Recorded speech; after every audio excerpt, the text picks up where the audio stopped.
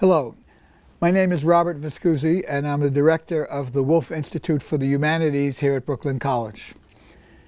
Welcome to Poets on Poets, a series where we talk with a contemporary poet about a poet from an earlier generation who's been a great influence on his or her work. Our guest today is Sharon Mesmer. Sharon's recent poetry collections are The Virgin Formica, published by Hanging Loose, and Annoying Diabetic Bitch from Combo Books. She has a new book forthcoming from Bloof Books in 2015. Other collections include Vertigo Seeks Affinities from Belladonna, Half Angel, Half Lunch from Hard Press, and Crossing Second Avenue from ABJ Press in Tokyo. 4 of her poems appear in Postmodern American Poetry, a Norton anthology, the second edition of it. Her work has also appeared in Poetry Magazine, The Wall Street Journal, New American Writing, and Women's Studies Quarterly, among other print and online journals. She's also published 3 fiction collections, one in French translation from Hachette. Her awards include 2 New York Foundation of the Arts Fellowships, a Fulbright Specialist Grant, and a MacArthur Scholarship given through the Brooklyn College MFA Poetry Program. She teaches at NYU, the New School, and online for the Chicago School of Poetics. The poet we will discuss with her today is Allen Ginsberg. This is a poem by Allen Ginsberg called Song. The weight of the world is love. Under the burden of solitude, under the burden of dissatisfaction, the weight we carry is love. Who can deny? In dreams it touches the body. In thought constructs a miracle. In imagination anguishes till born in human. Looks out of the heart burning with purity, for the burden of life is love. But we carry the weight wearily, and so must rest in the arms of love at last, must rest in the arms of love. No rest without love, no sleep without dreams of love. Be mad or chill, obsessed with angels or machines.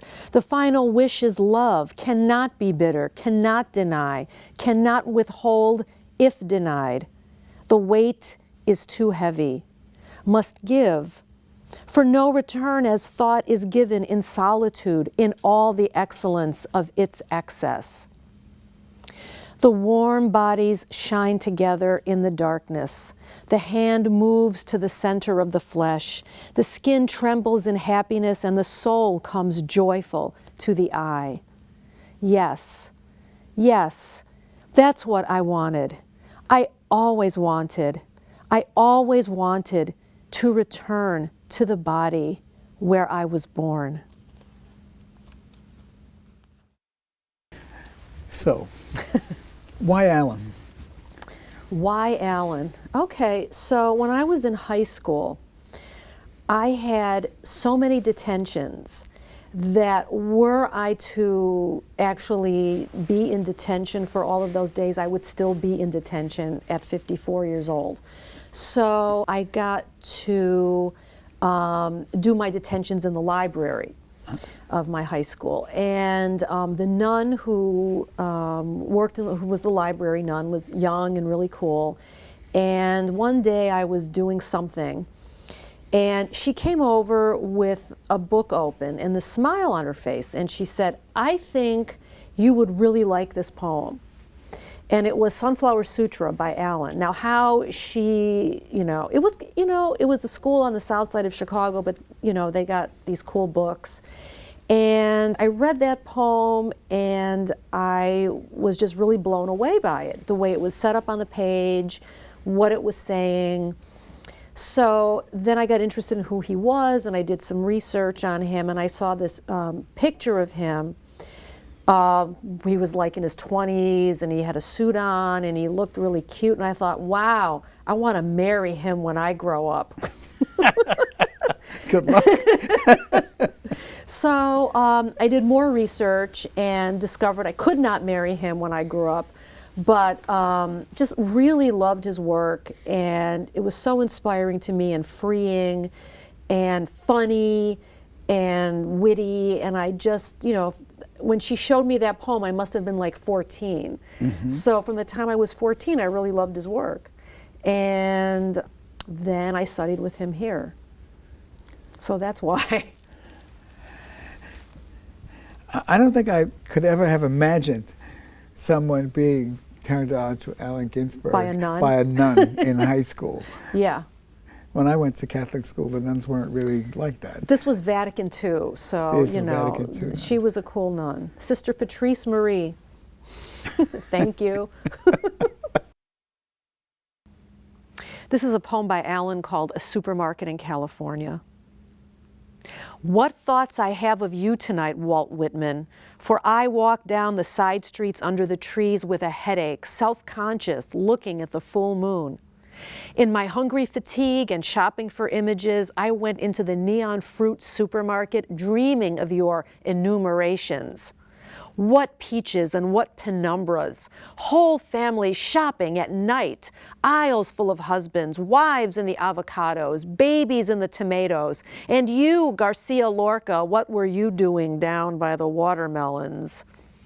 I saw you, Walt Whitman, childless, lonely old grubber, poking among the meats in the refrigerator and eyeing the grocery boys.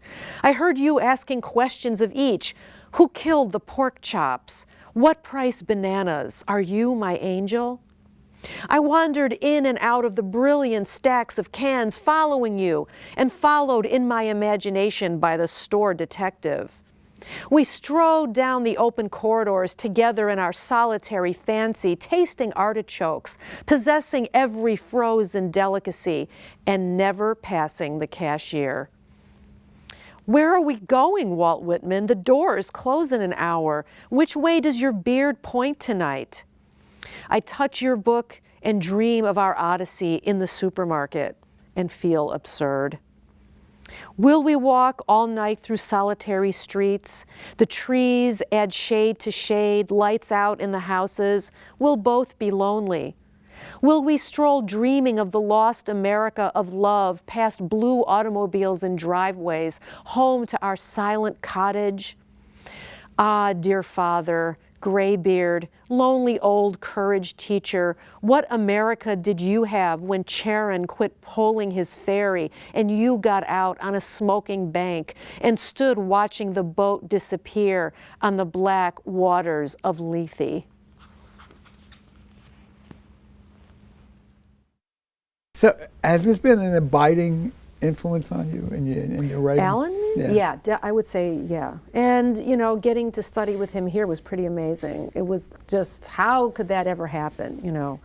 But, yeah, I mean, I imitated his work for a while. When I was in college, my female friends and I wanted to be a female Beat Generation, you know, and do all the things that they did, except, you know, as women. Yeah, I would say he was my main influence, still. I think also because of, he really took the idea of freeing oneself of shame as a practice in his life, in his writing life, in his life as a Buddhist, and I was always very interested in the way that he lived his life. I was asked to contribute a poem to an anthology where all of the poems had the title of the poem and then by Jeff Bezos. So what I did was I took his entire name, which I can't remember now. It's Jeffrey Preston Bezos, and I put it through the anagram generator. And I came up with this poem, which is sort of a mashup with The Lamb Rejoices by Christopher Smart. So this is called There is Authority in My Frozen Frosty by Jeff Bezos, but, you know, by me. There is authority in my frozen frosty. There is irony in my bee frenzy. And once the blood grape raises my refrozen beef, there will be envy in my strep joy. There are mute fish in my fop notes. There are dark presets in my Celexa. There is a befriended Joey zone in my breezy ferns. My fez boasts a beer sty. A bent ebony jester translates my charity as I probe a soft fry inside the womb of Sarah. In my hour of felicity, I came upon a poser calf's waggery, preening a sporty baffo repose. I should have availed myself of the poser calf's waggery, but My Little Pony had toffied my Fonzie.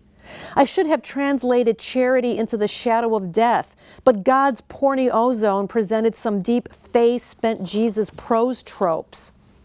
There is a zesty pig mister in my entropy Tony. There is an entropy Tony in my obese butt homie. My obese butt homie translates Steve Jobs into surf tranny Ralphing. My tranny surfs Ralph a mean foyer spore. And so I bless my Zen goat as he pestos the vine. I bless hookering for Jesus without going to Italy or France. I rejoice like a Moabite worm at, quote, Best New Jersey Pet Off 2013. For my jonesing is a jewel as pure and transparent as the name and number of stars.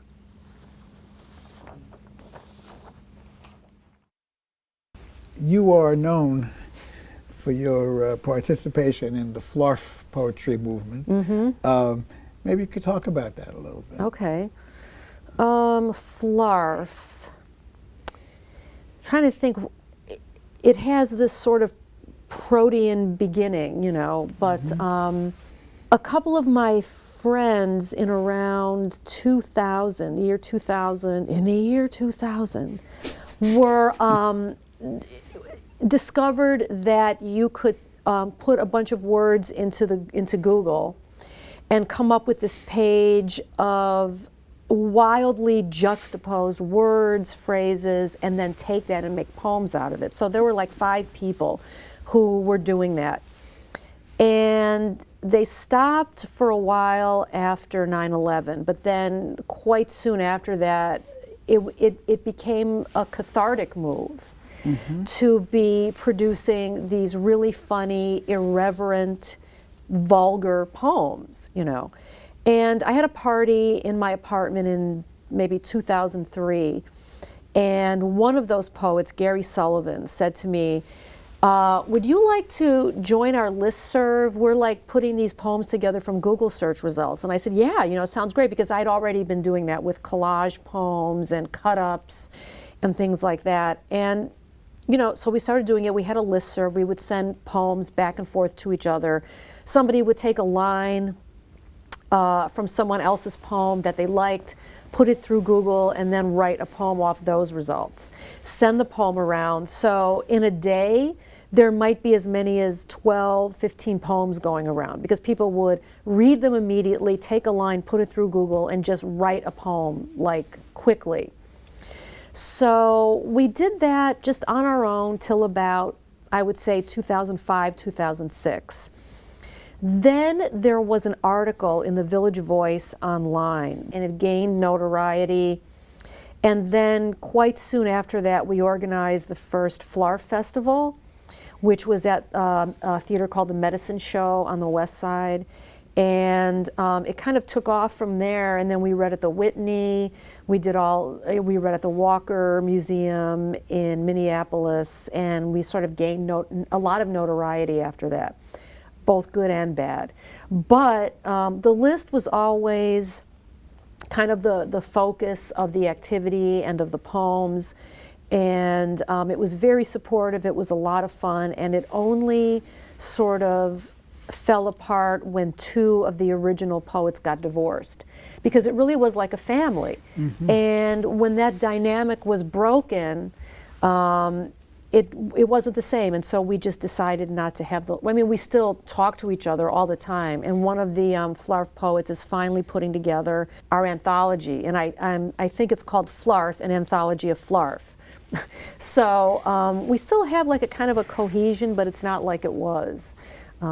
Because of that. But it was a great experience. It was great practice to be writing every single day 5 or 6 poems. And yeah, we still are together in some ways. Where does the name come from? Gary Sullivan, who was one of the original poets, found it on a Google search. It was on a police report where someone described a certain kind of pot, as being FLORFy. And he thought this was like a wonderful word, and we just started using it. That Jeff Bezos Yeah. poem that you wrote, that's a FLORF Oh, poem, totally, right? yeah. Yeah, yeah. I want to expose myself for love of the people. I want to expose myself for love of the people. I want to expose myself and smile and cogitate quietly for love of the people. Extraordinary goals require extraordinary action, and so I want to expose myself in the grocery store, eating deli meats and cookies right off the shelves for love of the people. I don't want more opium than Thailand. I just love myself and the people so much that I want to be a better person and take pride in the things I can do because I love me, and so I seek to expose myself for love of the people and of me. I just flew in from Vegas where I exposed myself for love of the people. I wanted the people of Vegas to laugh, to cry, to hate, to love, to feel that life is about reading and sharing and gambling and exposing. And so I was exposing myself to girls who are in need and vulnerable. When a developing girl asked me, "Do you want to have the opportunity to expose yourself to some laundry?" I had to answer, "Anything goes," because I don't want to achieve immortality through my signature coffee-colored popovers. I want to achieve immortality through exposing myself.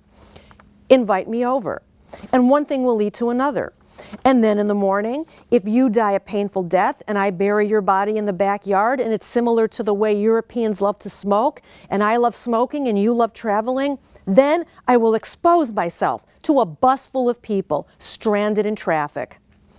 I want to become a beacon for maintaining your dignity while exposing yourself for love of the people. I am not sure who my biological parents are, but I believe their goal was to become Pokemon masters and to continue to get with baby squirrels. If Jesus has a pet baby squirrel and it jumps on me, could I still expose myself for love of the people? I want Mexican nuns to be victims of my love, also Oreos, Dr. Pepper, and Cheetos. And Mother Teresa. Actually, I want to be Mother Teresa, victim of love, getting exposed to and exposing for the love of the people. If my poetry aims to achieve anything, it's to deliver people from the limited ways they expose themselves in grocery stores, in Vegas, in Thailand, or Neverland for love of the people. I will write a poem later, but right now I am enjoying exposing myself as an intelligent, sensitive human with the soul of a clown. And not just any clown, but a clown deer who committed suicide after being banished from the forest after he was caught by other deer exposing himself during a fawn birthday party on the White House lawn for love of the people and deer. Do you see any similarity between that kind of poem and some of Allen's poetry? The poem that I read called "I Want to Expose Myself for Love of the People," that to me is a very Allen-esque poem. Yeah. And, you know, if you look at the notes for Howl in the annotated Howl, he talks about using these wild juxtapositions, for example, hydrogen jukebox. Taken on their own, those two words mean hydrogen and jukebox, and they don't really go together, but he threw them together. And he talked about when he wrote Howl, he was looking, or before he wrote Howl, he was looking at paintings by Cezanne, and he was looking at how two colors would make a third color. That wasn't there, but the eye would produce that third color. And his way of creating these, you know, juxtapositions is, I think, something that I brought to Howl. He was always very keen on finding ways to describe things, finding new objects, phraseologies by, you know, spontaneous juxtaposing these things, and I think that played a lot into FLORF. For me, not, I mean, everyone's poetry was different, but I know that I always brought that, along with my work.